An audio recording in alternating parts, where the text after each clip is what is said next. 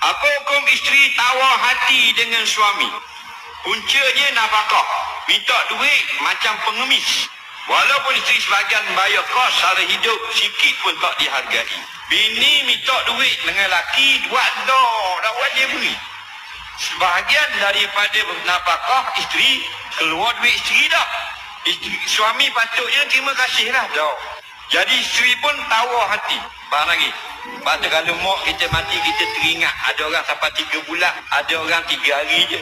Boleh tak orang yang jadi kuat ingatan nak suruh hilang dalam 3 hari? Tak boleh. Lepas tu hati Allah maafkan. Nah, suami dia beri belaka dah, molek belaka, tawar juga, tak berdosa juga.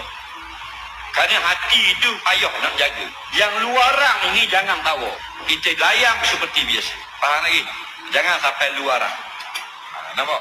Lepas tu kalau kita ada 2 orang anak, kita lebih sayangkan pada yang bungsu. Tapi nafkah beri belaka, kamu tidak akan ditanya di akhirat nanti.